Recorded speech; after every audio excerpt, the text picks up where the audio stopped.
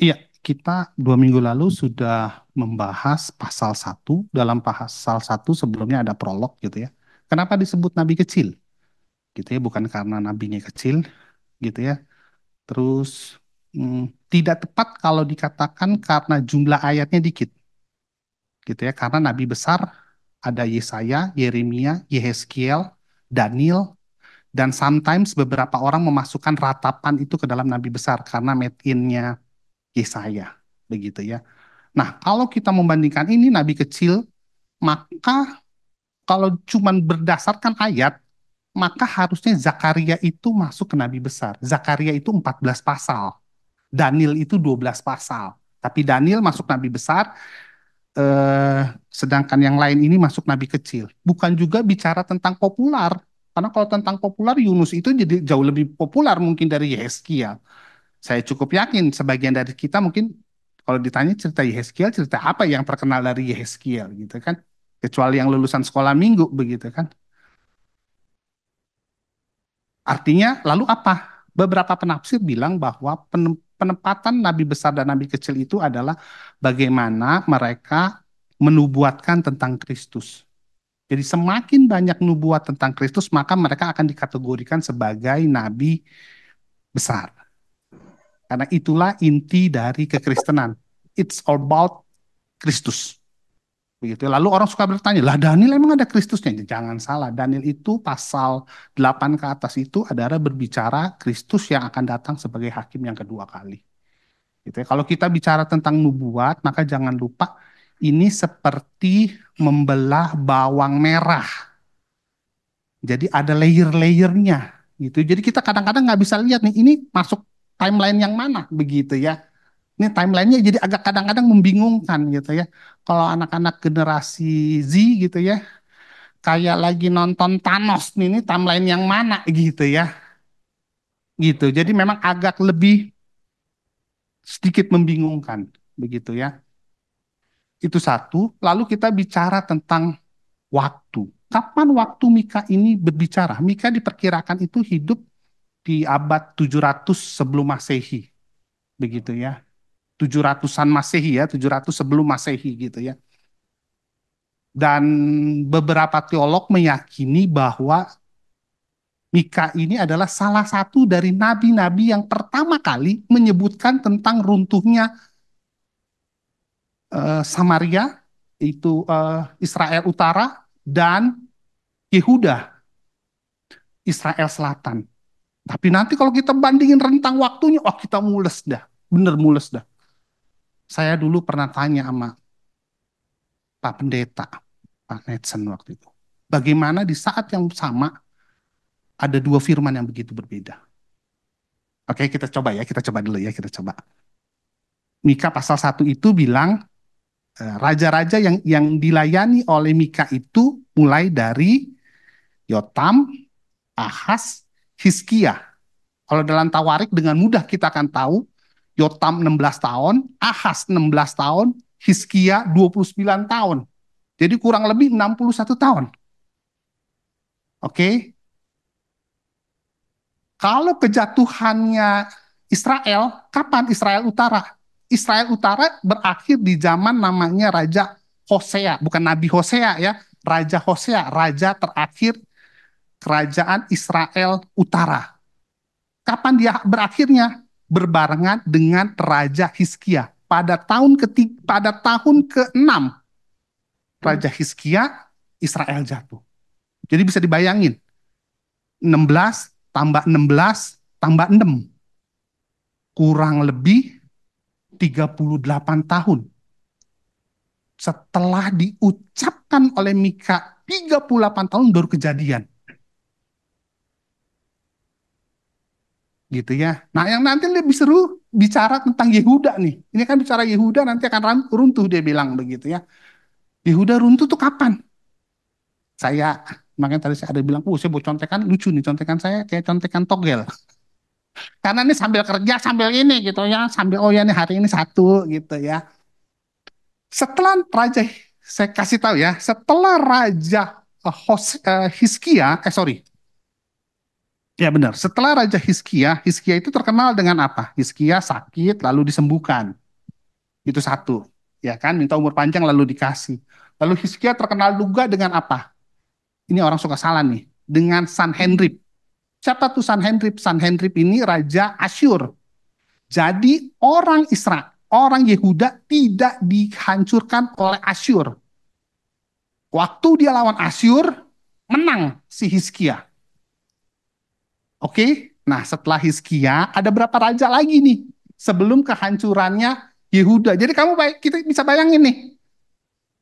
Oh panjang ya ternyata itu cerita ya. Setelah menurut contekan saya nih gitu ya. Menurut contekan saya setelah Hizkia masih ada 1, 2, 3, 4, 5, 6. Ada 6 raja.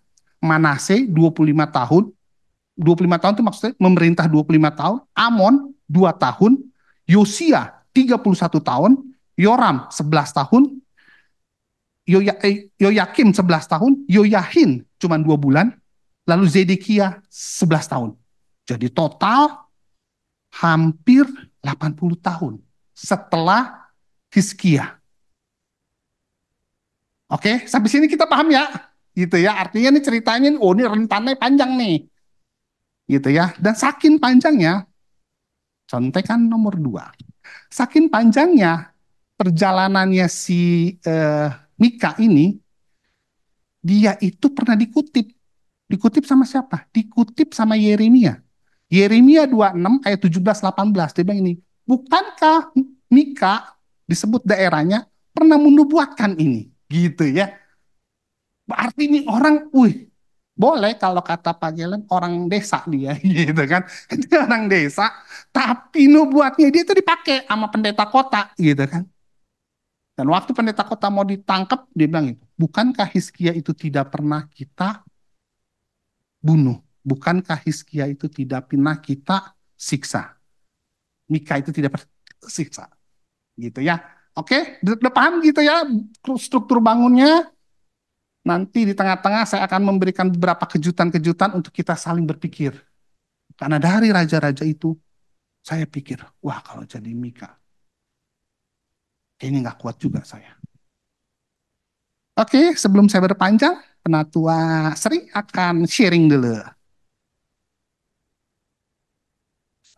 Hostnya ke kasir. Di open boleh? Open, udah di open semua kan? Oh, oke. Oh, ya.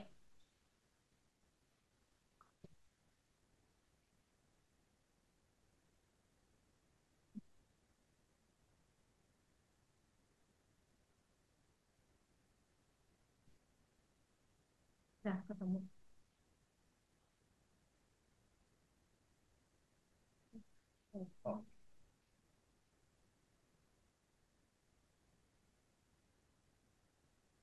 Yang kelima kan boleh Bu? Ya. eh, Baik, selamat malam semua Bapak Ibu yang ada di oh, oke.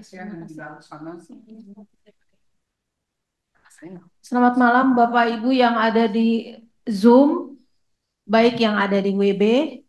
Kita akan masuk kepada sharing firman dari Mika 2 ayat 1 sampai 13. Em, Kita telah mendengar tentang Mika di pasal 1 pada minggu yang lalu. Kita masuk di Mika 2 ayat 1 sampai 13 pada malam ini. Saya akan langsung masuk kepada eksposisinya. Pada pasal 2 ini Mika memaparkan kejahatan Yehuda, hukumannya, juga pemulihan yang akan terjadi kemudian. Kita akan baca di pasal 1 ayat 1 maksudnya ya.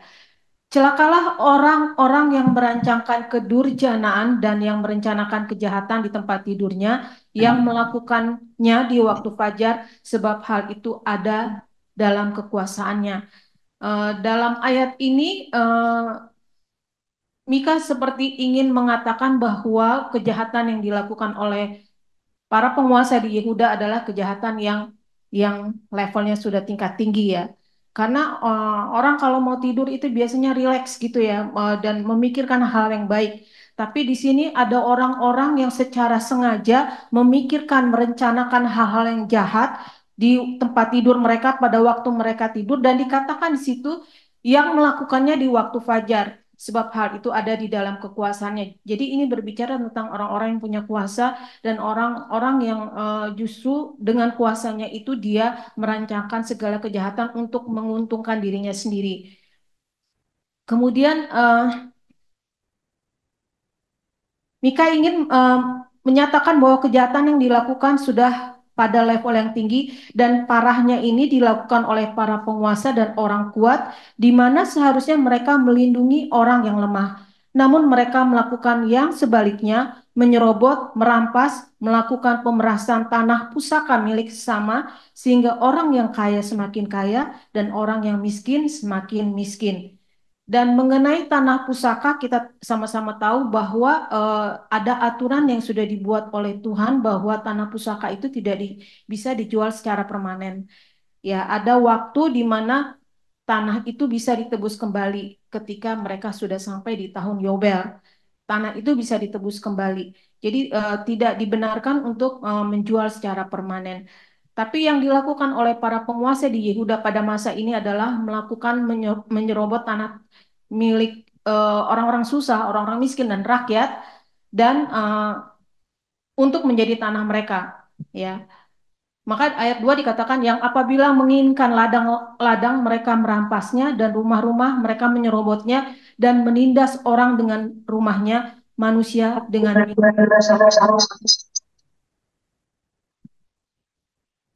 ya. Kemudian kita akan lihat pada pasal 3, sebab itu begini.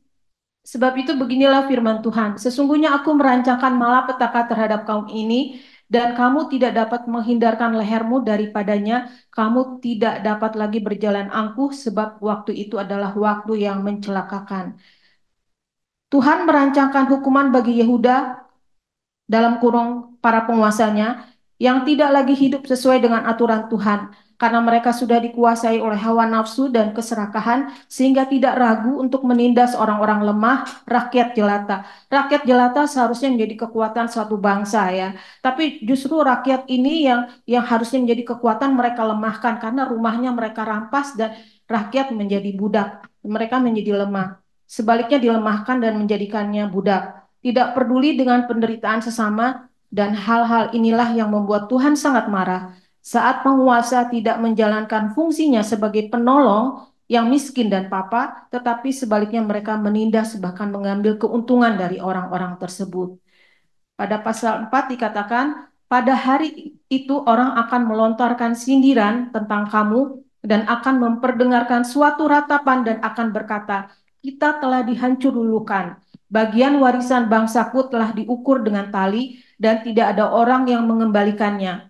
Ladang-ladang kita dibagikan kepada orang-orang yang menawan kita. Sebab itu Pasal ayat 5, sebab itu tidak akan ada bagimu orang yang melontarkan tali dengan undian di dalam jemaat Tuhan.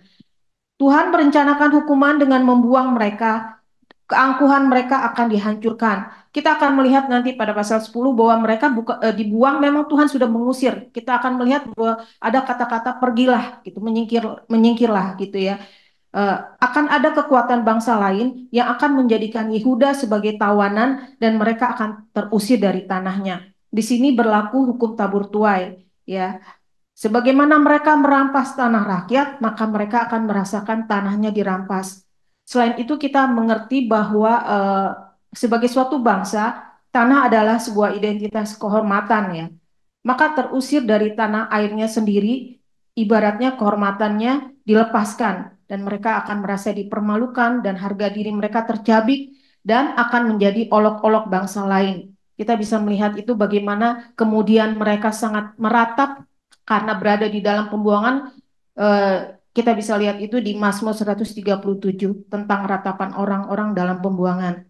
Kemudian ayat 6 dikatakan, janganlah ucapkan nubuat, kata mereka itu. Orang tidak mengucapkan nubuat seperti itu. Noda tidak akan menimpa kita. Hukuman yang dikatakan oleh Mika sangat tidak terbayangkan bagi Yehuda. Dan mereka menganggap tidak mungkin itu terjadi kepada kami. Mustahil untuk terjadi. Sesuatu yang sangat tidak terbayangkan. Kenapa mereka tidak bisa membayangkan itu? Karena mereka sudah begitu sombong dan angkuh, menjadi sangat percaya diri, bahkan mereka menolak membuat Mika. Mereka nanti kemudian kita akan melihat di pasal 11, di ayat 11 bahwa mereka memilih nubuat yang menyenangkan hati mereka saja. Kemudian pada ayat 7 dikatakan, bolehkah hal itu dikatakan keturunan Yakub? Apakah Tuhan kurang sabar? Atau seperti inikah tindakannya? Bukankah firmanku baik terhadap orang yang benar kelakuannya? Eh, Ini untuk menyatakan, ayat 7 ini untuk menyatakan bahwa Tuhan sesungguhnya sangat sabar dan penuh kasih setia kepada umatnya.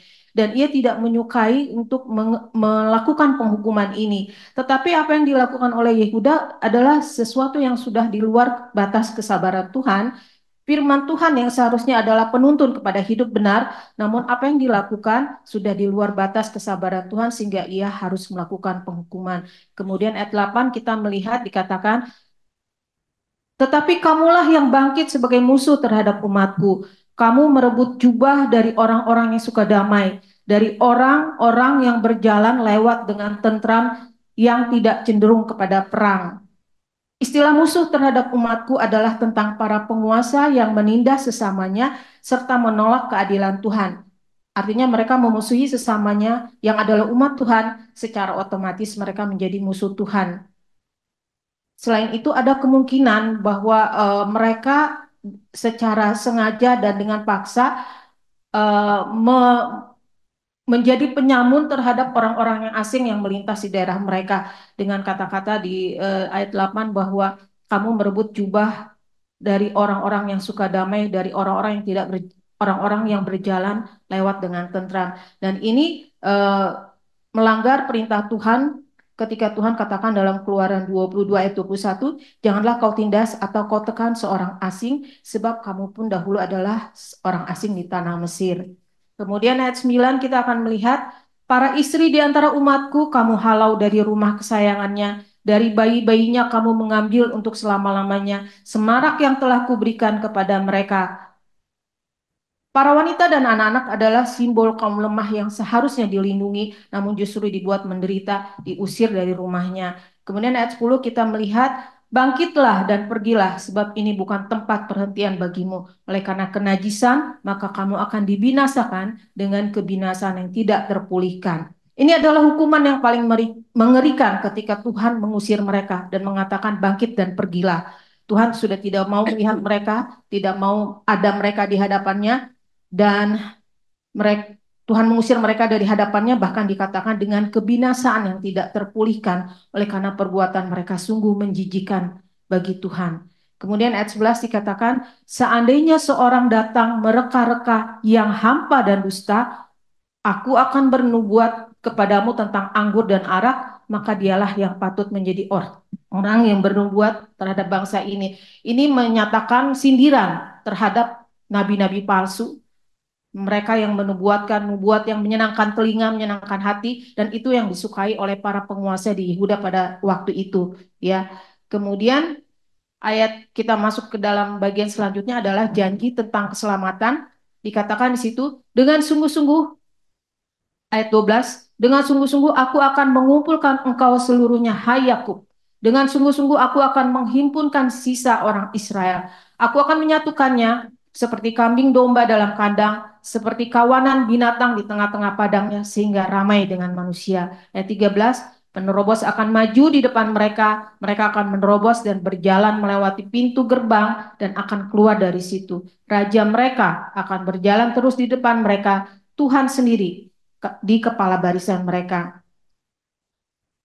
Mika menyampaikan nubuat tentang pemulihan dari Tuhan bagi sisa orang Israel yang takut akan Tuhan dan setia memegang perintahnya. Mereka dihimpun dan digambarkan bahwa Tuhan yang akan maju menjadi raja di depan sebagai kepala barisan, menerobos keluar dari pintu gerbang. Artinya, Tuhan akan memulihkan mereka dengan sempurna. Ini menunjuk kepada Yesus sebagai pembebas bukan hanya kepada orang Israel, tetapi juga kepada orang-orang percaya di masa sekarang. Lalu kesimpulan yang bisa saya ambil dari pembacaan ini adalah Yang pertama, keserakahan memampukan kita bersikap jahat terhadap sesama. Lalu tujuan kekuasaan seharusnya adalah melindungi orang-orang yang ada di dalam kekuasaan itu, bukan sebaliknya menindas dan menekan.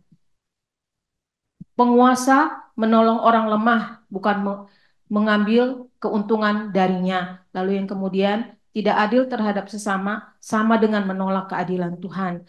Kemudian kesimpulan yang berikutnya adalah memilih nabi dan nubuatan sesuka hati sama dengan menolak Tuhan. Kemudian juga Tuhan adil pada hukumannya, namun kasihnya memulihkan. Lalu saya coba membuat tantangan yang kira-kira bisa diambil adalah cukupkan diri dengan apa yang ada padamu. Ya, Rasul Paulus pernah mengatakan dalam 1 Timotius 6 ayat 6 sampai 10, cukupkan diri dengan apa yang ada padamu ya. Eh, harta tidak hanya harta hanya untuk sementara dan hidup kita tidak bergantung pada harta tersebut. Bisa terjadi dua hal akan harta ini ya. Harta meninggalkan kita, ada ungkapan demikian mengatakan bahwa harta meninggalkan kita atau kita meninggalkan harta. Jadi harta itu tidak kekal dan tidak bisa menjadi kita tidak bisa bergantung terhadap harta. Dalam Lukas 12 ayat 15 dikatakan, berjaga-jagalah dan waspadalah terhadap segala ketamakan. Sebab walaupun seorang berlimpah-limpah hartanya, hidupnya tidaklah tergantung pada kekayaannya itu. Kemudian Tuhan tidak mentolerir ketidakadilan dan ketidakseimbangan dalam hidup bersama. Maka waspadai hidup kita sebagai orang percaya agar kita tidak terjebak kepada cara hidup seperti itu. Kemudian selanjutnya, waspadai hati, jangan memilih firman-Nya dan hamba Tuhan sesuka hati kita ya. Kita hanya mau pilih hamba Tuhan yang menyenangkan hati kita atau firman Tuhan yang bisa sesuai dengan keinginan hati kita. Lalu sebagai umat pilihan, bangsa Israel juga bangsa Yehuda adalah umat pilihan Allah. Mereka dipilih Tuhan menjadi contoh kepada bangsa-bangsa lain tentang bagaimana hidup dengan Allah sebagai Tuhan mereka. Lalu kita pun demikian, kita adalah umat pilihan, maka kita patut menjadi contoh hidup baik dan benar sesuai dengan tuntunan firman-Nya. Demikian sharing yang bisa saya sampaikan. Saya kembalikan pada Pak Jimmy. Ya, terima kasih. Beberapa hal yang kita bisa tarik bahwa pasal 2 ini bercerita tentang bagaimana eh, Nabi Mika mengingatkan kepada kerajaan Yehuda, khususnya penguasa-penguasa Yehuda, bahwa mereka telah melakukan hal-hal yang salah, hal-hal yang di luar apa yang Tuhan sudah perintahkan kepada mereka. Nah, yang serunya adalah sudah dikasih tahu, mereka pun masih merasa, enggak, kami ini umat pilihan kok, begitu ya. Kami ini masih umat pilihan kok, gitu ya. Nubuatnya pun dipilih-pilih, gitu ya. Tetapi menurut saya nih ya, menurut saya, ketika jemaat, ketika orang Israel saat itu tidak terlalu dengerin Mika, mungkin bisa bisa menjadi sesuatu yang sedikit masuk akal. Karena seperti tadi saya bilang, Mika itu ada di zamannya si Ahaz, sorry, Yotam, Ahaz, dan Hizkia. Yotam dan Ahaz itu 16 tahun geblek, betul. Tetapi di zaman Hizkia itu, Hizkia itu orang baik. Dan dia menjalankan, Alkitab catat, Hizkia berlaku seperti Daud, bapak leluhurnya. Begitu ya. Memang kita nggak tahu juga nih, gitu ya. Tadi saya kurang mendalam gitu ya. Apakah pasal 2 ketika disebutkan ini lagi di zaman siapa nih? Kalau memang lagi di zamannya si Ahas atau lagi di zamannya Yotam menjadi oh ya oke gitu ya. Tetapi ketika ini diucapin mungkin di zamannya si Hizkia menjadi agak sesuatu yang tadi saya bilang agak sedikit menjadi sebuah kontradiktif begitu kan? Karena kenapa? Hizkia goods gitu kan? Hizkia itu goods gitu. Satu-satunya kesalahannya dia itu ya tadi dia minta umur dipanjangin dikit gitu kan. Satu-satunya kesalahannya dia sih menurut kita gitu ya. Dia itu kan gitu. Oke, ada yang mau ikut berdiskusi? Saya persilakan rekan-rekan yang ada di ruangan sini. Rekan-rekan yang ada di Zoom,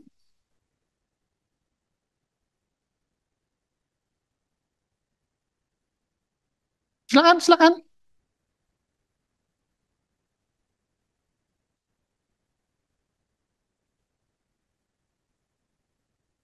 Ya, Ya, silakan Pak. mungkin yang kita bisa pelajari dari Mika ini itu dari yang tadi disebutkan sama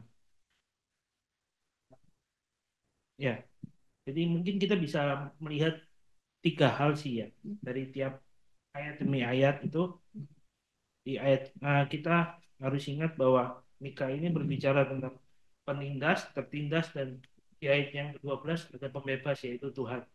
Jadi kita diingatkan dari ayat 1 sampai 3, penindas itu siapa sih yang memiliki kekuasaan. Tetapi yang tertindas itu siapa? Pemilik ladang dan rumah. Tetapi jangan lupa bahwa ada pembebas, yaitu Tuhan. Begitu pula di ayat 4 sampai yang ke-7. Itu juga dia berbicara tentang penindas. Siapa sih yang ditindas? Yaitu orang yang melontarkan sindiran dan orang yang menawan. Siapa yang tertindas? Keturunan Yakub. Tetapi jangan lupa, dari itu semua ada pembebas, yaitu Tuhan Yesus sendiri. Di ayat 12 sampai 13. Begitu juga di ayat 8 sampai 10. Di situ juga ada penindas. Siapa penindas? Musuh umat Tuhan. Siapa yang tertindas? Umat Tuhan itu sendiri. Pemilik jubah, istri, bayi-bayi. Tetapi kita diingatkan sekali lagi bahwa kita punya pembebas, yaitu janji keselamatan itu sendiri, yaitu Tuhan kita Yesus Kristus. Jadi ada tiga hal sih yang kita diingatkan bahwa di dalam dunia itu ada penindas, ada tertindas, tapi kita sebagai orang Kristen, kita sebagai orang percaya jangan lupa bahwa kita itu punya pembebas, yaitu Tuhan kita Yesus Kristus yang telah membebaskan kita. Itu yang pertama. Yang kedua yang saya ingin tanyakan ke Pak Gelan, mengapa di Mika 2 ayat yang ketiga LAI itu menggunakan menggunakan terjemahan aku merancangkan malapetaka. Nah, sedangkan kita tahu bahwa segala segala hal yang buruk dan segala hal yang jahat itu kan Tuhan tidak pernah menciptakan itu ya, merancang. Tuhan tidak pernah membuat kejahatan, keburukan terhadap kita umat manusia. Tapi kenapa LAI itu menggunakan istilah aku merancangkan, jadi seolah-olah Tuhan itu merancangkan sesuatu yang buruk.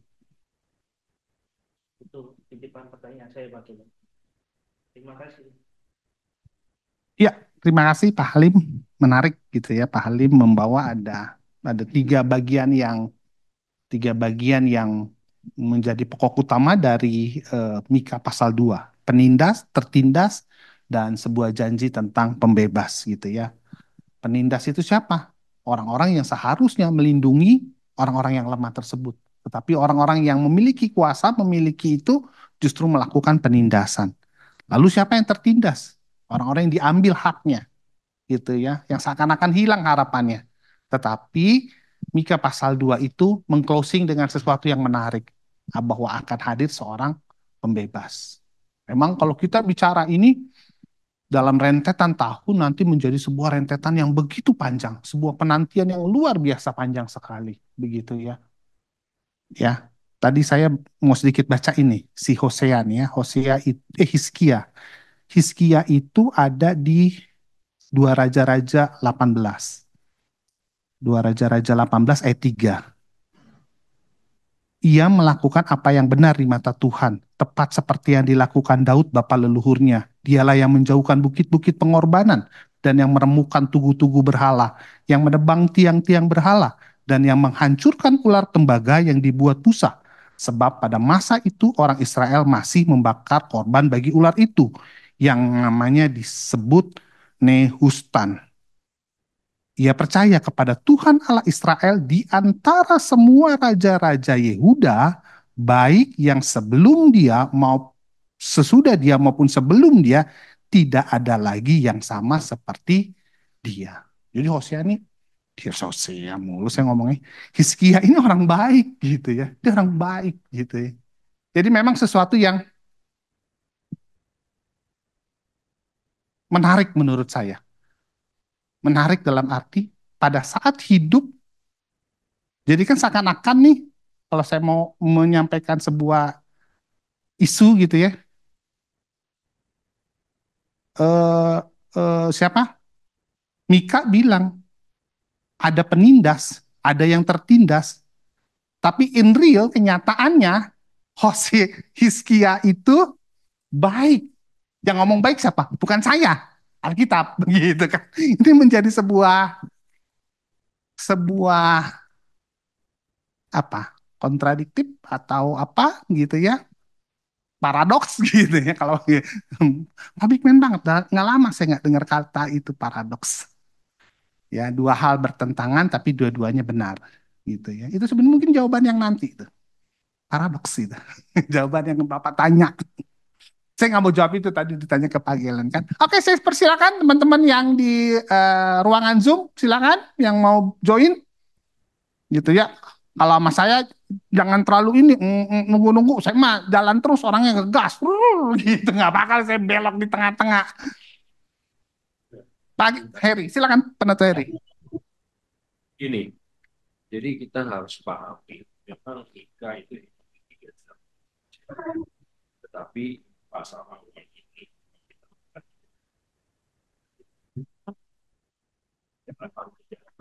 puasa ada tafsiran yang bagus. Dihidupkan pada zaman eh, dia sebagai orang desa, dia tinggalnya tuh tidak terlalu jauh dari sama dia. Jadi bukan di dataran yang tinggi di Yerusalem itu. Hanya bahwa di Yerusalem itu yang melayani kan desa itu jadi bisa. Tetapi dia lebih banyak condong melihat kelakuan penguasa Samaria Utara. Maka itu timbul peringatan untuk Israel, untuk Yehuda gitu. Karena dia memang Yehuda. Nah, siapakah yang dilihat penguasa yang menyerobot tanah itu sebutannya Musri? Saya ringkan. Kita ingat bagaimana siapa si Nabot ya diserobot, diminta bebek apa ya diserobot apa kong kali kong Ahab dengan Isabel.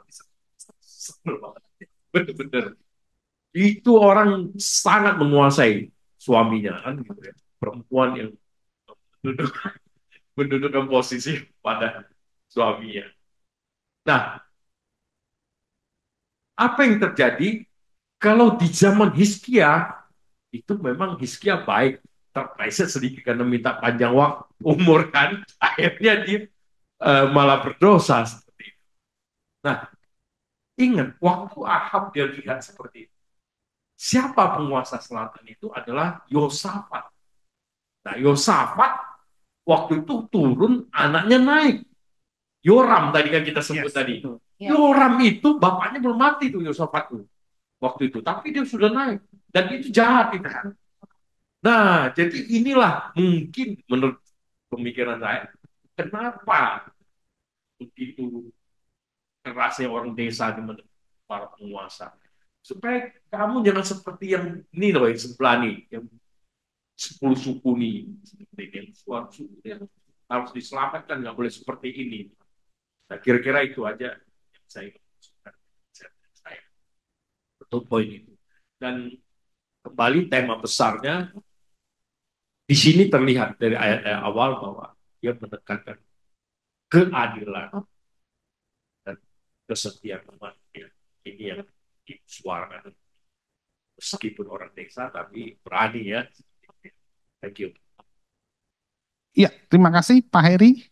Menarik betul ya bahwa itu kemarin sempat dibahas, sempat dipertanyakan juga. Kenapa Mika menangis sampai melolong begitu ya? Kalimat melolong. Mengapa Mika itu sampai melolong gitu ya? Tapi ada pemikiran yang mendalam begini. Saya setuju dengan Pak Heri bilang bahwa dia melihat dan tadi saya bilang Israel itu Israel Utara itu jatuh pada zaman Hizkia. Awal-awal pemerintahan Hizkia, mungkin tahun ke-6 begitu ya. Dan dia lihat itu. Dan kalau kita tahu gitu ya, kenapa eh, Mika sampai melolong begitu. Tadi Pak Heri udah bilang, ada 10 suku, ada 10 suku Israel yang seakan-akan Tuhan buang. Artinya begini, Tuhan bilang begini, Yakub itu anakku. Yakub kemarin semalam saya ngobrol sama Pak Pen. Anaknya Yakub ada berapa? Hmm? 13, 12 cowok, satu cewek, 13. Oke, jangan lupa itu, jangan dibuang-buang gitu ya. Kalau ditanya anaknya Yakub berapa? 13 gitu ya. Ada Dina gitu ya. Terus pertanyaan yang kedua, berapa suku Israel? Hmm? 13. Karena kenapa? Yusuf punya anak dua, diangkat anak sama Yakub, Efraim dan Manasye. 10 suku ikut ke utara. 2 suku ikut ke selatan. 2 suku ikut ke selatan. Yang menarik begini. Eh, nanti 10 suku ini saya tidak pernah tidak pernah memikirkan mendalam sampai satu kali ada Bang Saud gak di sini? Nggak ada ya di atas nih, belum masuk. Bang Saud pernah bilang sama saya begini, ketika ketika dalam perjanjian baru, suku Israel itu cuma tinggal 3. Apa aja? Yehuda, karena Tuhan Yesus itu dari suku Yehuda. Lalu ada siapa lagi? Benyamin, karena siapa yang kita tahu ada Benyamin di situ? Paulus, Paulus itu orang Benyamin. Lalu ada satu lagi, siapa suku apa? Hmm, ada 3, hanya ada 3. Waktu saya dengar itu, wow benar. Cuma ada 3, Yehuda, Benyamin, Levi. betul. Levi termasuk, tapi dia nggak bertanah. Betul. Jadi kalau dibagi 12, Lewi itu ada di 12 suku. Jadi ketika dipulangkan, yang darahnya masih murni, cuma 3 suku. Yehuda, Benyamin, dan Lewi. 9 suku itu hilang. Makanya ketika Mika bilang dia melolong sedih, dia lagi berperan seperti Allah. Dia merasakan kesedihannya Allah. Kenapa kesedihannya Allah? Bagaimana seorang anak itu hilang dari hadapannya. Itu kesedihan yang luar biasa. Dan itu nanti ada lagi kalau kita baca nih nanti di ayat 12 tadi ya.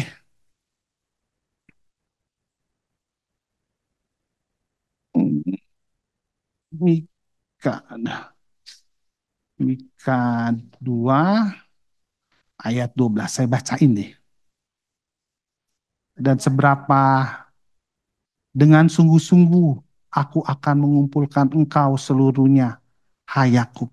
Dengan sungguh-sungguh aku akan menghimpun sisa orang-orang Israel. Aku akan menyatukannya seperti kambing domba dalam gembala, seperti kawanan binatang di tengah-tengah padangnya, sehingga ramai dengan manusia. Waktu Tuhan bilang, aku mengumpulkan mereka sisa-sisa. Kita pernah PA di Daniel. Saya mau bilang sampai hari ini saya nggak pernah ketemu orang yang lebih canggih dari Daniel. Banyak orang yang bilang begini, saya ini hamba Tuhan boleh gak terjun ke politik? Daniel aja boleh terjun ke politik. Dulu banyak orang yang bilang begitu. Banyak yang juga nanya. Kalau saya bilang gini, kalau kamu tahu tadi malam saya mimpi apa, boleh kamu jadi hamba Tuhan terjun ke politik. Daniel itu dipanggil sama Nebukadnezar bilang begini, tadi malam saya mimpi nih, tolong artiin dong mimpi saya. Cuman Daniel doang yang bisa dicatat di Alkitab dan sampai besok Tuhan datang 2 kali. Cuman Daniel doang yang bisa melakukan itu. Dia tahu mimpinya apa dan dia artiin. Betul. Saya kemarin ngomong sama Pak Gelen, Pak Heri kapan lanjutin nih pasal 8 ke atas nih. Kitab Daniel 8 sampai 12 nih, ngeri-ngeri sedap itu. Pasal gitu kan. Pasal 9, pasal 10, Daniel tuh jelas. Bait Allah sudah ada. Daniel berdoa 7 kali sehari ke bait Allah. Tapi ketika bait Allah itu jadi, saya mau tanya, adakah catatan Alkitab Daniel itu kembali lagi ke bait Allah? Dulu saya pernah tanya nih, saya pernah tanya ke Pak Netsen, saya ingat banget. Pak, kenapa Daniel nggak pernah balik ke bait Allah? Saya dapat pas saya kemarin dengerin khotbahnya Patong. Dia bilang gini, Daniel itu orang luar biasa. Tapi kasihan Daniel. Daniel itu orang yang dipilih menjadi apa? Kasim. Atau artinya Kasim apa? Pembantu. Tetapi lebih dari itu pembantu apa Kasim itu? Pembantu yang dikebiri. Waktu baca ulangan 23 ayat 1. Orang-orang yang dikebiri. Orang-orang yang pecah buji belirnya. Dia tidak boleh masuk dalam bait suci. Saya baca itu, saya mau nangis-nangis tadi pagi. Gitu. Ini Daniel loh. Yang ditanya mana ibu, saya tadi malam mimpi apa gitu. Saya pulang dulu ya Pak Ibu. Saya bersekutu sama teman-teman saya. Sama Sadrak, Mesak, Abednego. Dia doa gitu ya. Terus Tuhan bicara sama Daniel. Dia mimpi ini. Ini artinya. 7 kali dia berdoa. Waktu dia bilang, jangan ada yang semua harus sujud kepada patung ini. Daniel gak sujud. Teman-temannya gak sujud. Waktu dia bilang, jangan ada yang menaikkan doa kepada agama lain. Daniel tetap pergi ke loteng. Dia berdoa 7 kali. Betapa dia begitu cinta.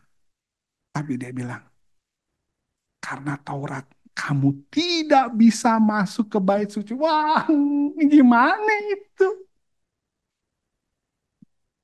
Maka waktu baca ayat 12 ini dengan sungguh-sungguh aku memanggil engkau. Mulus ya, jadi agak susah kayaknya. Jadi, oke saya udah kebanyakan ngomong nih kayaknya. Yang lain ada yang mau bicara? Kenapa? Jadi pada mikir ya, mau jauh nih. Ya, benar, benar, benar. Makanya itu yang tadi Pak Heri bilang. Betapa kerasnya Mika bilang, karena dia tahu 10 suku itu hilang.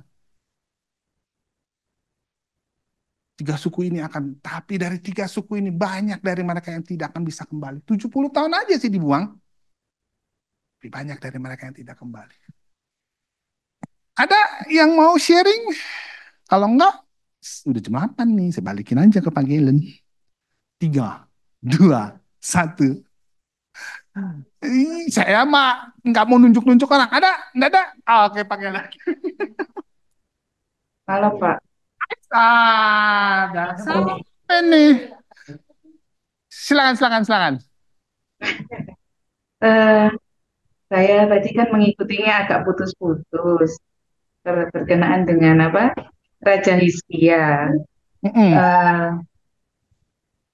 kan katanya baik ya. Iya. Ya.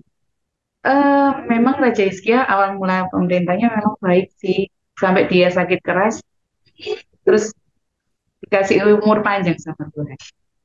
Tapi di masa-masa terakhir pemerintahan Raja Hizkia, dalam perenungan yang saya dapatkan, nggak begitu baik juga Raja Hizkia.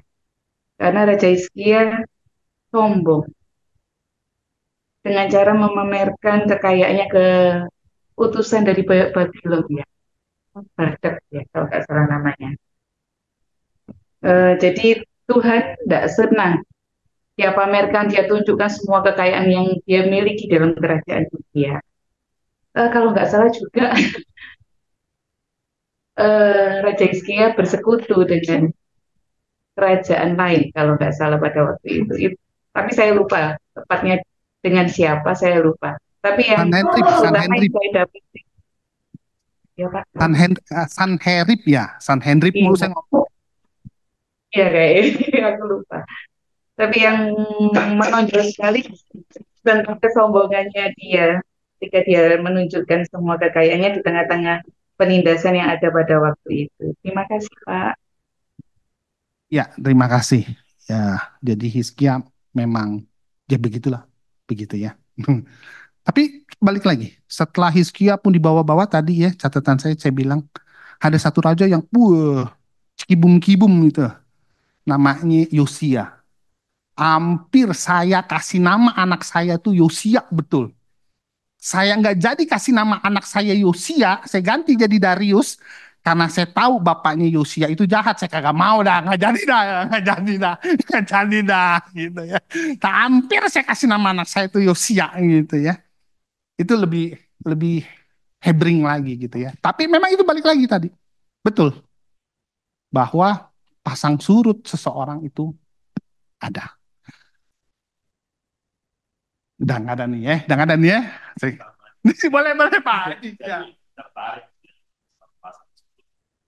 Jadi memang kalau kita perhatikan semua raja, ya raja lah kita skopnya kita perkecil, nggak usah imam atau nabi. Ada cacatnya, ya. Yosia pun ada cacatnya, bukan nggak ada. Nggak ada. Terakhir dia nggak dengerin dan nggak peka, sampai dibunuh sama Firaun kan, karena Firaun dipakai Tuhan, ya, Niko ya, nah, Neko ya, seperti itu. Jadi apa yang ingin saya garis bawahi adalah, tapi Alkitab menekankan kalau raja itu udah kebangetan jahat tuh dari awal sudah dicatat. Ini raja jahat banget begini gini gini. Seperti itu. Tapi artinya apa? Ada yang mesti diteladani meskipun Hizkia ada cacatnya, Yosia ada cacatnya, ada baiknya, ya harus kita teladani kesetiaan mereka sama Tuhan. Ya seperti itu. Itu aja yang saya kira. Terima kasih. Terima kasih. Oke, kita kasih Pak Gelen ya. Silakan Pak Gelen. Saya tanya dulu Bulu Mongga nih. Biasanya Bulu Mongga ada pertanyaan nih. Bagaimana Bulu Mongga ada pertanyaan?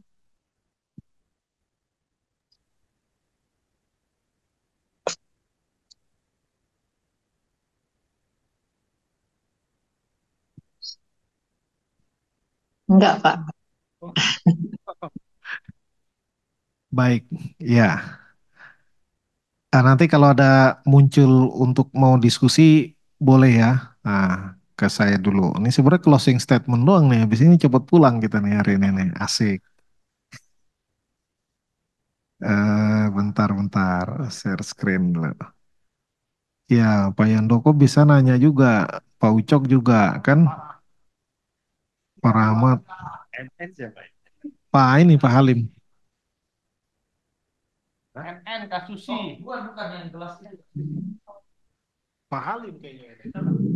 Oh Pak Robi, Pak Robi.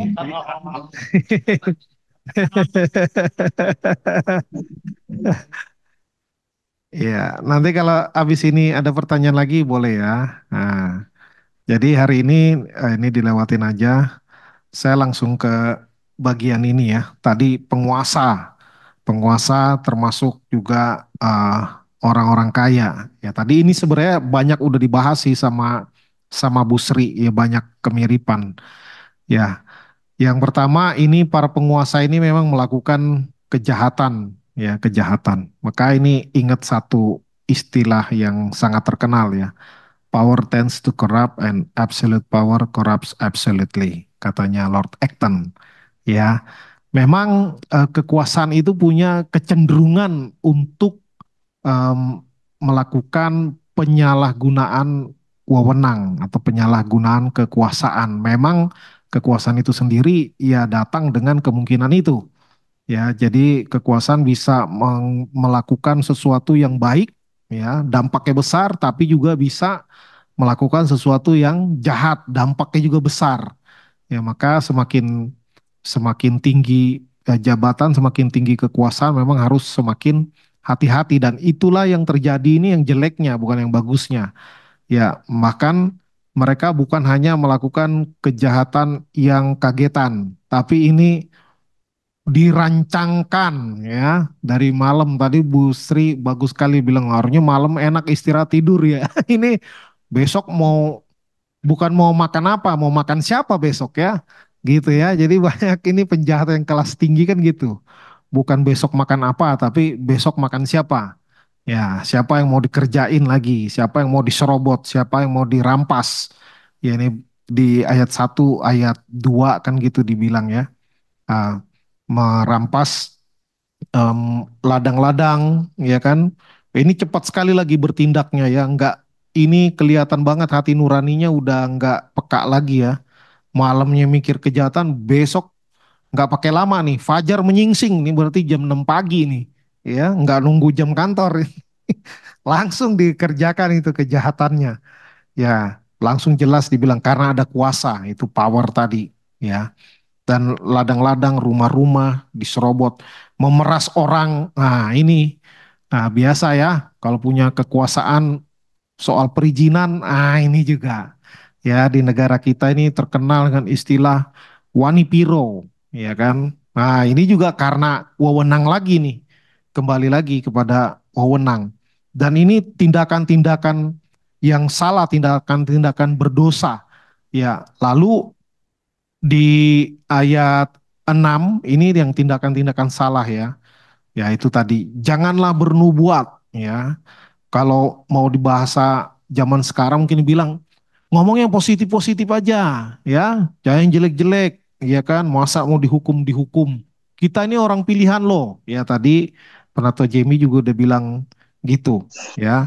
Pokoknya yang ngomong jelek-jelek jangan ya, kita ini orang pilihan, jangan disebutkan itu aib ya. Kita aib tidak akan menimpa kita karena merasa status sebagai umat pilihan Tuhan ya. Malah ayat 11 baru nih seneng ya dibilang kalau ada orang datang bilang bernubuat tentang anggur dan arak, wah orang itu pasti disukai, malah dibilang nah itu tuh yang cocok tuh yang bernubuat tuh. Ya kalau saya melihatnya yang kata-kata manis, yang enak-enak, yang positif-positif, ya kan? Gitu. Makanya sebagian gereja, sebagian pendeta juga selalu ngomong yang positif, ya. Bahkan tidak ada menegur dosa, ya. Hanya pokoknya memotivasi aja biar orang semangat ikut Tuhan.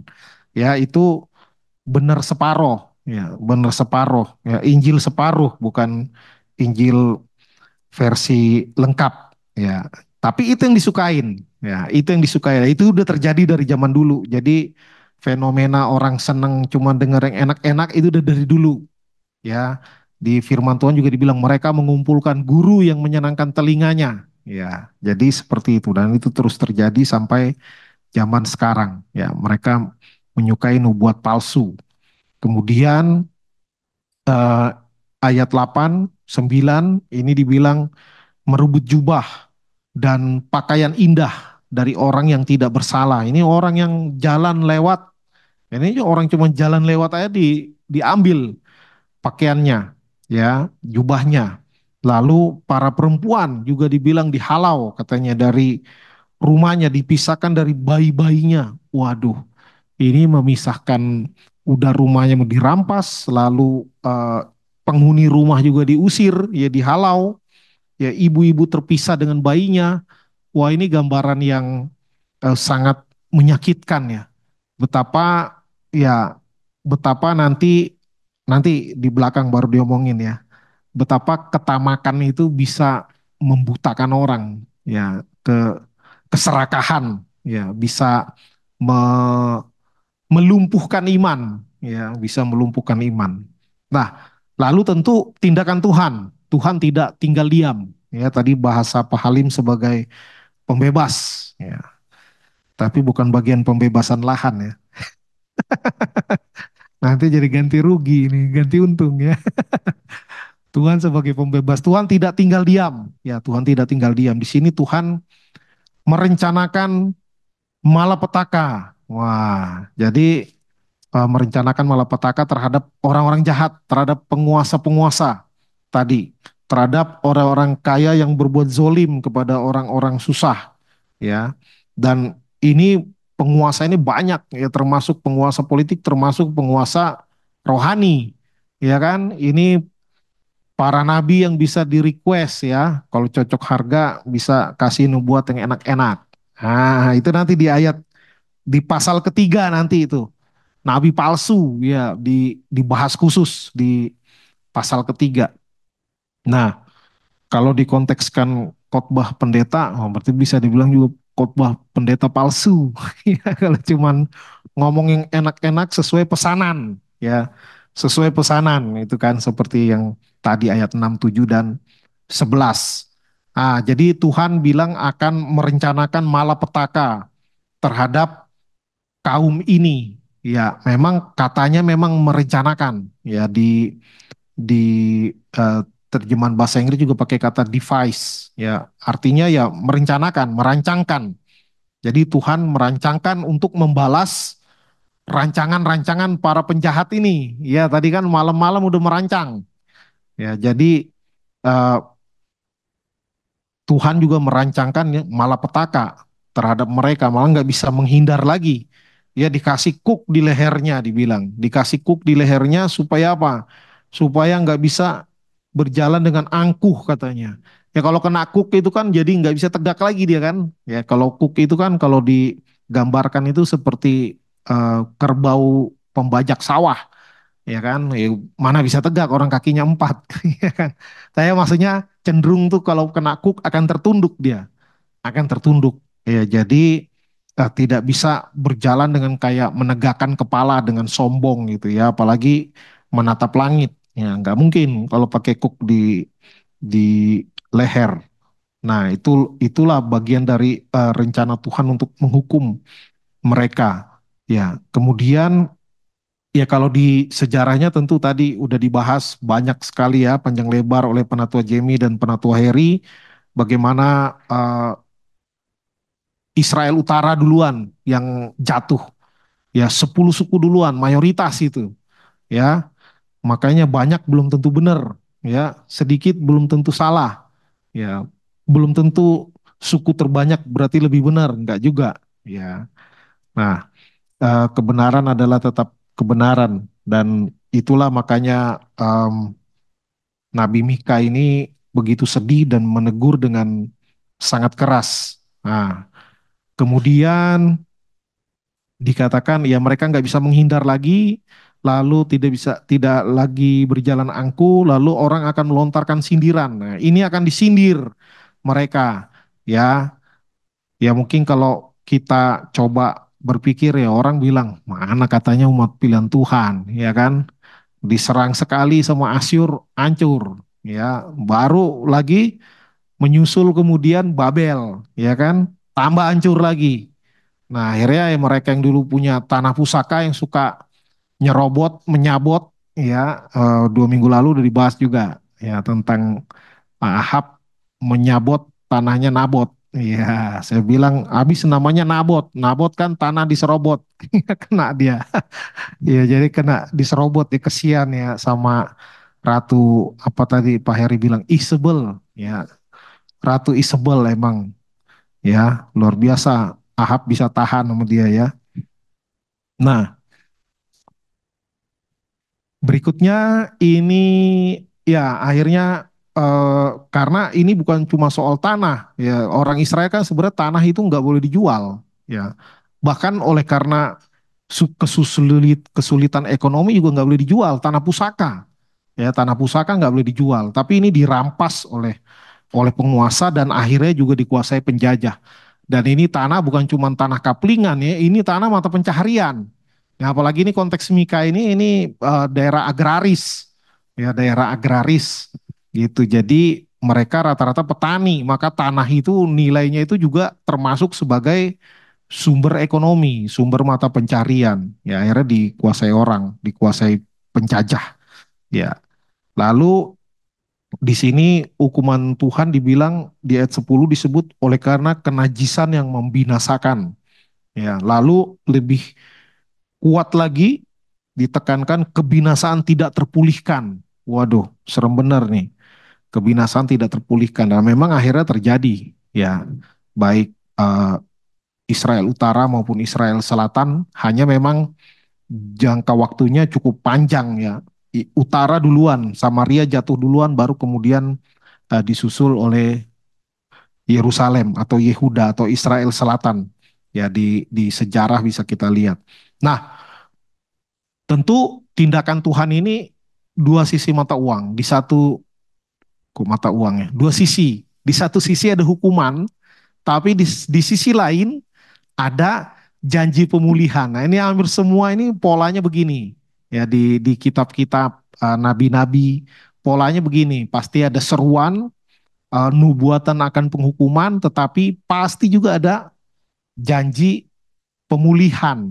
Ya, kalau di terjemahan bahasa Indonesia nih di TB2 bunyinya sesungguhnya, ya. Jadi ingat pembukaan Undang-Undang Dasar nih, sesungguhnya kemerdekaan itu, ya. Kalau di TB yang lama dengan sungguh-sungguh aku akan mengumpulkan engkau, ya. Di penekanan di bahasa Inggris ini eh, juga punya keunikan, ya. Surely, certainly, ya. New English Translation. Artinya apa?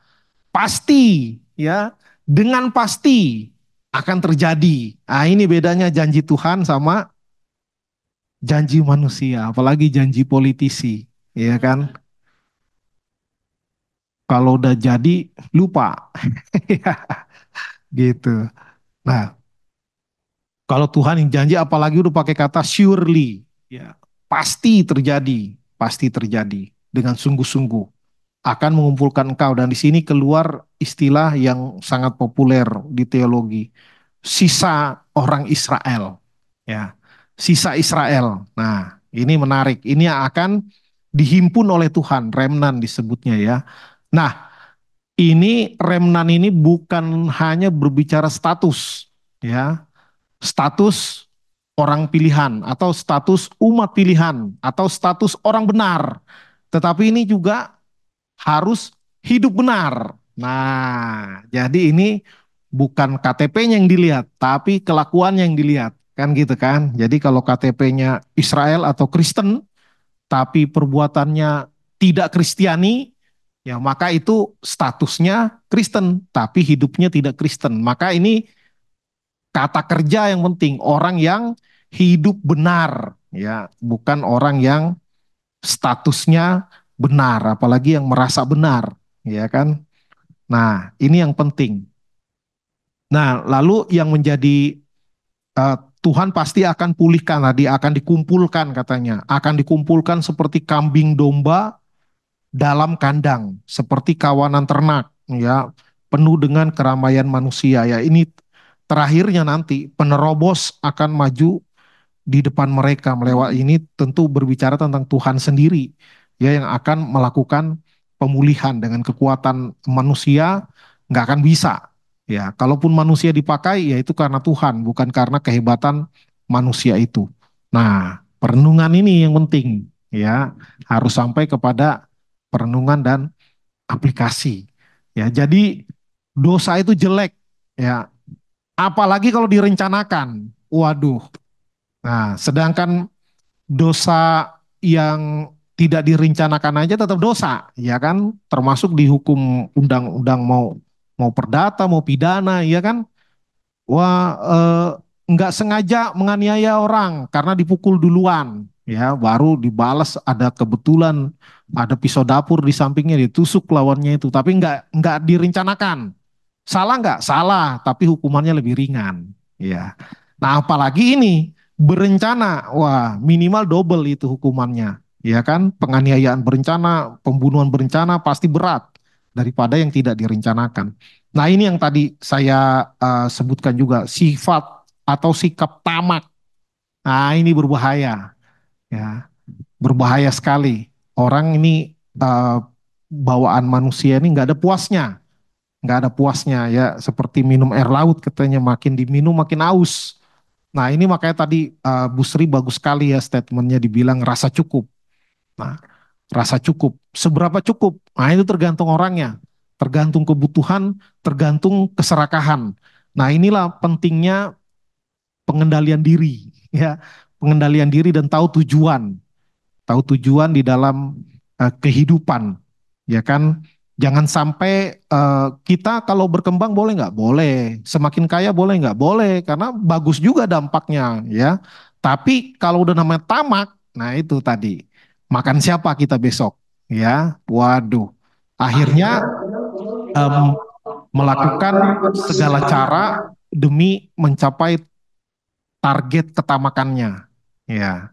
Jadi bukan lagi dengan cara-cara yang berkenan kepada Tuhan, tetapi dia menghalalkan segala cara. Dan seringkali ketika terjadi yang gini rebut-rebutan, ya makan sana makan sini, biasanya yang jadi korban yang pasti yang lebih lemah, yang lebih miskin, yang lebih tidak berdaya, yang jabatannya lebih rendah, biasanya itu yang kena, ya, yang apa dibilang itu kaum yang rentan, ya dibilang. Nah, termasuk wanita dan anak-anak. Ya tadi di ayat 9 kan disebutnya juga wanita dan anak-anak yang disebut, ya, yang terhalau dari rumah.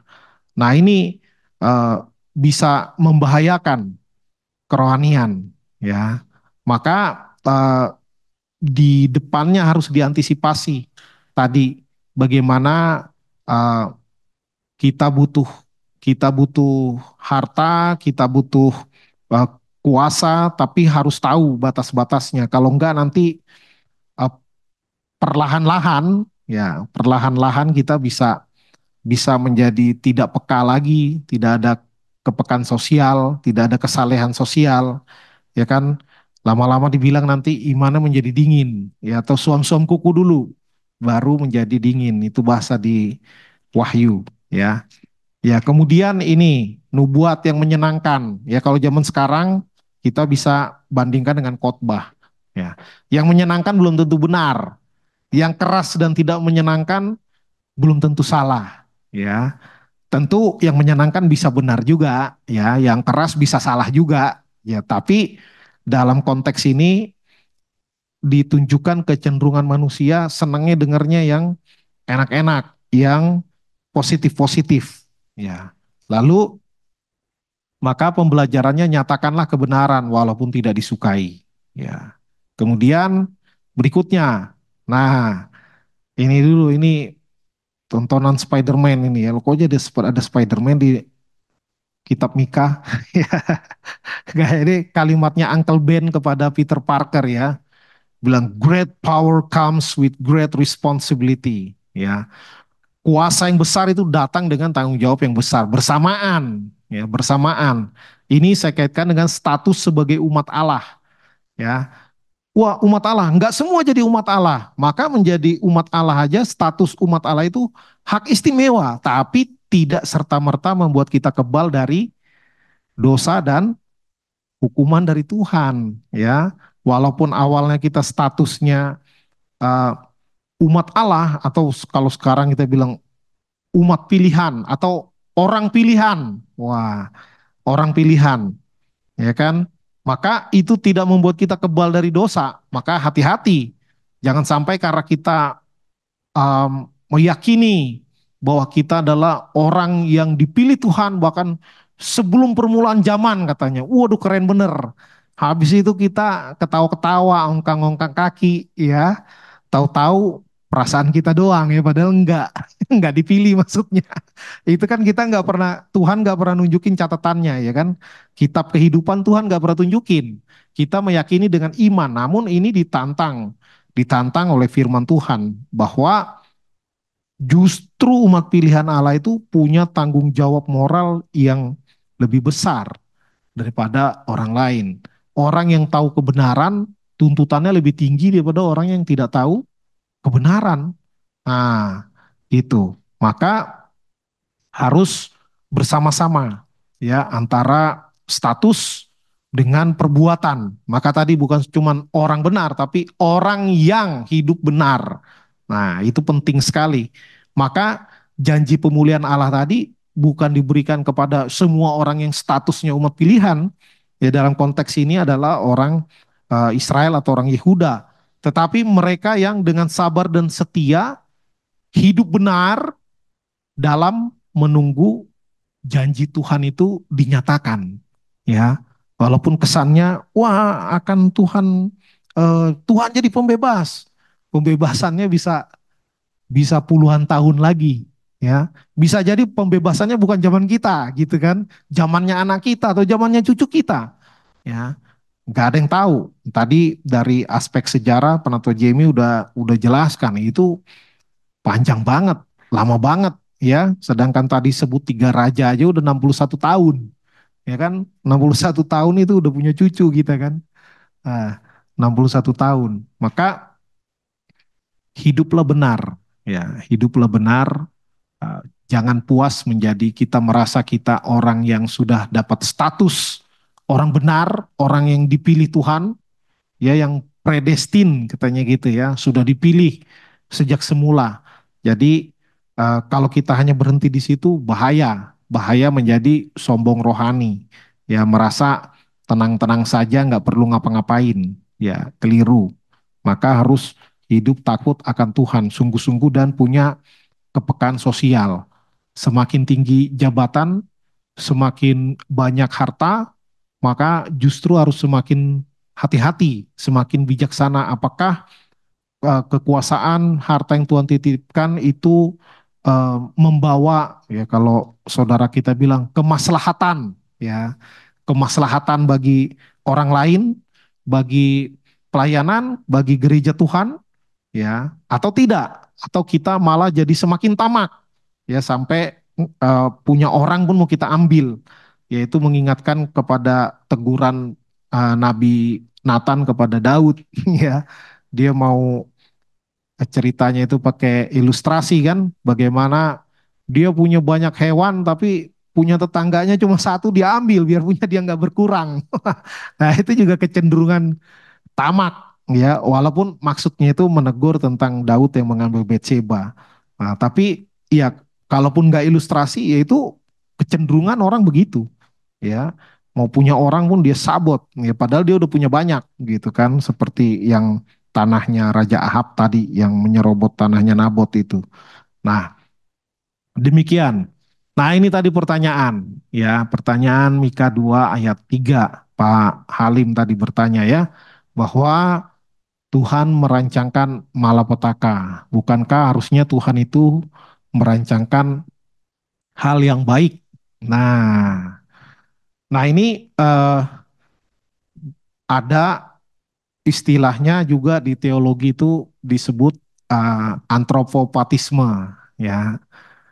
Gambaran Tuhan perasaannya kayak manusia, ya. Jadi Tuhan marah, Tuhan murka, Tuhan sedih, Tuhan menyesal. Ya, wah, itu juga ayat-ayat yang membingungkan.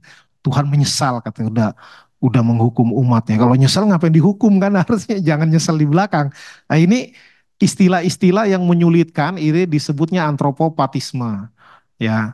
Eh, Perasaan manusia yang dilekatkan pada Tuhan. Nah, baik atau jahat atau buruk ini kan juga dari kacamata manusia juga itu kan relatif.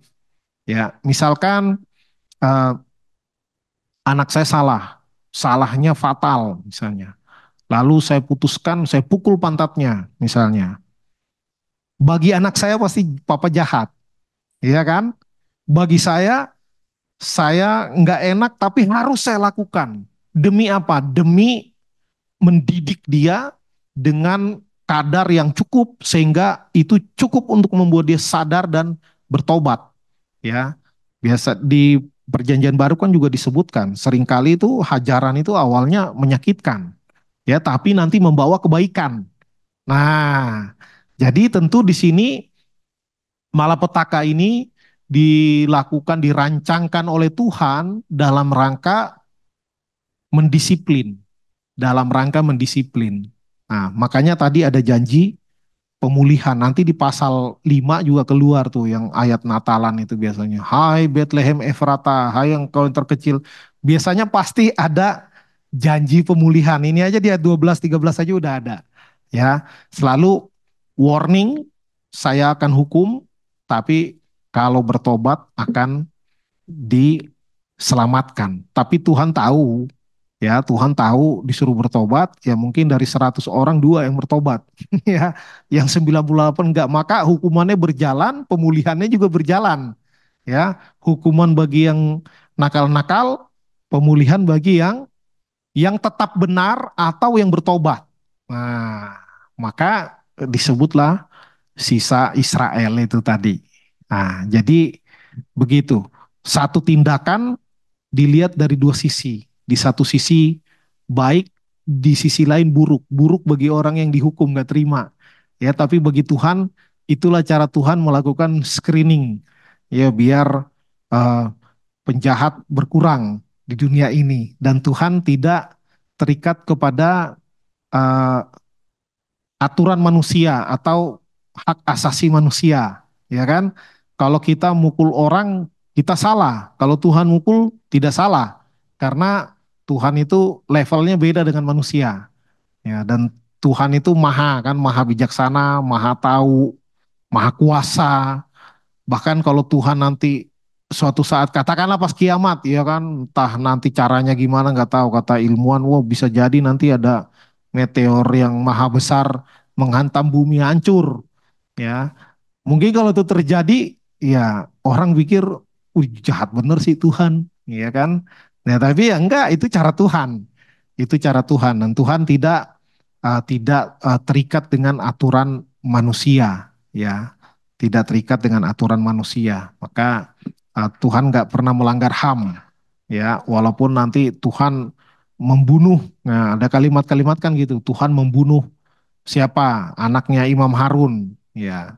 Lalu Tuhan malaikat menampar Herodes sampai mati. Ya, tega bener sih, kenapa nggak dinasihatin aja biar bertobat misalnya kan bisa gitu. Tapi ya cara Tuhan banyak yang unik yang kita mungkin sekarang nggak bisa mengerti dengan utuh. Ya, tapi nanti kalau udah di sorga kita bisa tanya, ya kenapa sih Tuhan begini begini begini? Ya gitu. Nanti baru penjelasannya. Di sini kita hanya bisa tahu sebatas yang Tuhan singkapkan. Ya Ulangan 29 ayat 29. Ada yang tidak disingkapkan, ada yang disingkapkan oleh Tuhan. Yang tidak disingkapkan ya kita bisa melatih pikiran, menafsir, ya kan? Tapi yang penting jangan sampai kita suudzon sama Tuhan. Ya, gimana sih kok Tuhan merancangkan eh, yang jahat misalnya, itu bukan jahat, tapi malapetaka untuk memang kayak punish and reward lah, karena mereka umat Tuhan layak mendapatkan hukuman karena nggak tobat-tobat ya. Bahkan ada salah satu tafsiran di Sabda kalau nggak salah itu udah ratusan tahun itu bandel Israel ya, terutama juga dengan penyembahan berhala kan di Samaria itu kan banyak dengan dewa-dewa asing. Maka eh, itu memang membuat Tuhan murka dan mereka layak untuk dihukum. Jadi itu bentuk disiplin Tuhan. Nah, jadi kalau nggak mau kena hukuman dari Tuhan ya tentu tetap hidup benar atau segera bertobat. Nah, sebelum malapetaka itu datang. Itu. Demikian jawaban saya, Pak. Kalau yang saya dapatkan sih Pak Gilang permisi ya. Kata merancangkan yang saya renungkan itu yang saya coba gali itu kan berasal dari kata Ibrani kausyap ya. Kausyap itu memang merancangkan, tetapi di dalam penelaan lebih jauh lagi tidak hanya merancangkan sih. Ada beberapa arti yang ada, salah satunya itu membuat perhitungan. Jadi Allah itu membuat perhitungan terhadap orang-orang yang melakukan kejahatan itu. Nah, kejahatan dalam bahasa merancangkan malapetaka tadi ya. Malapetaka itu sendiri berasal dari kata rah. Jadi kalau saya sambungkan dia dari kausyap rah tadi itu sebetulnya Tuhan membuat perhitungan atas kejahatan orang-orang yang sudah hidupnya tidak benar di hadapan Tuhan. Jadi kalau kata merencanakan malapetaka memang kesannya kok Tuhan itu kok negatif banget gitu ya. Tapi saya mengambil dari arti yang lain dari kata yang sama ini, kausyaprah ini membuat perhitungan atas kejahatan orang-orang tersebut. Terima kasih Pak Delen. Maaf. Ya, karena Ibu jawab pertanyaan Bapak, kata Bapak nanti Bapak akan buat perhitungan di rumah. Udah, saya kunci rumah aja Pak kalau gitu. Bapak udah bikin serepnya, Bu. Iya, TB2 ini merancangkan. Iya, King James Version juga merancangkan. Tentu tadi memperhitungkan ya Ibu bilang tadi makna lain ya bisa juga ya dan lebih lebih manusiawi ya kalau memperhitungkannya gitu. Tadi makanya saya bilang sebenarnya Tuhan nggak bisa terikat dengan ukuran manusia. Nah kita kan diikat dengan ya dengan humanisme lah gitu kan. Jadi kesannya kok Tuhan tega bener, Tuhan kok kejam sekali gitu. Nah, Tuhan tidak terikat dengan hak asasi manusia karena Tuhan bukan manusia gitu. Dan itu kan walaupun Tuhan memperhitungkan kesalahan, Tuhan kan maha tahu ya. Tuhan bisa forsi. Kita belum berdosa, Tuhan udah tahu kita 2 minggu lagi bakalan dosa apa, itu kan udah tahu kan. Nah makanya jadi kesannya merancangkan karena juga Tuhan udah tahu ya nanti dia akan begini maka saya akan begini gitu. Tapi kalau cuman kayak tiba-tiba spontan seolah-olah kalau spontan ini secara filosofis kita yang mendikte Tuhan jadi Tuhan itu meresponi apa yang kita lakukan. Jadi kita yang aksi Tuhan cuma reaksi gitu. Padahal kan Tuhan sebenarnya Tuhan tahu dari ujung sampai ujung. Itu maka ya ini kata yang cukup besar lah, nggak mudah nggak sederhana kata merancangkan ini. Ya, jadi itu tadi. Terima kasih. Mungkin mau menyambung yang tadi ya. Saya juga pernah juga dalam posisi seperti itu. Waktu saya baca itu tentang sewaktu orang Israel mau keluar dari Mesir. Waktu orang Israel mau keluar dari Mesir kan udah dikasih peringatan nih. Terus Firaun kan udah kasih pergi nih. Tapi kan disebutkan Tuhan mengeraskan hati Firaun. Dan itu bukan cuma sekali, 2 kali. 7 kali. Lah kalau kita baca itu kan, ya Tuhan ini apa-apaan? Orang udah dikasih pergi, kenapa malah jadi ditahan gitu kan? Seolah-olah kan kesengajaan ini, seolah-olah kan kalau dalam tanda kutip Tuhan ini jahat banget gitu. Kok udah dia udah mau ngasih pergi malah nggak dikasih lagi, udah dikasih tulah terus dia udah berubah hatinya lagi tapi dikeraskan lagi balik sampai 7 kali bahkan. Nah mungkin itu hal yang sama seolah-olah kita bisa menggambarkan oh Tuhan ini kayaknya nggak adil ini merancangkan kan seolah-olah merancangkan juga seperti itu. Jadi tapi kalau sama seperti yang tadi Pak Pendeta jelaskan ya kan dia Tuhan tapi ya dalam dalam sesuatu yang seolah-olah jahat itu pun pasti itu hal yang baik karena dia Tuhan. Saya pernah dapat juga gambaran seperti ini. Eh, Disebutkan misalnya bahwa sorga itu tempat itu menjadi sorga karena Tuhan ada di situ. Terus neraka itu disebutkan neraka kalau Tuhan tidak ada di situ. Jadi seolah-olah neraka itu tempat penghakiman, tapi itu jadi tempat Tuhan tidak ada di situ, maka itu jadi neraka. Tapi itu jadi bertentangan dengan bahwasanya Tuhan itu kan maha ada, maha tahu. Dia di mana-mana harusnya ada. Kalau dibilang ada di satu tempat dia tidak ada, berarti itu bukan Tuhan. Jadi di neraka apakah ada Tuhan? Ternyata ada. Api neraka itulah bukti kehadiran Tuhan. Karena disitulah Tuhan menunjukkan keadilannya. Jadi di dalam penghukuman itulah Tuhan di situ. Jadi sewaktu perancangan kejahatan itu pun, itu bukan menunjukkan ketidakadilan Tuhan. Justru itu menunjukkan keadilannya Tuhan. Mungkin itu ya Itu yang bisa saya iniin karena saya pernah benar-benar bergumul sewaktu Tuhan 7 kali mengeraskan hati Firaun itu agak susah saya Pak pas pertama kali baca. Terima kasih Pak. Mungkin Jadi kesannya Firaun udah baik, Tuhan yang bikin keras, jadi keras kan gitu kan. Udah Tuhan yang bikin keras, Tuhan hukum pula, ya gitu. ya bro. Padahal Tuhan yang bikin keras kan. Ya ini menarik sih. Ya memang menarik keterbatasan kita lah dan keterbatasan bahasa manusia.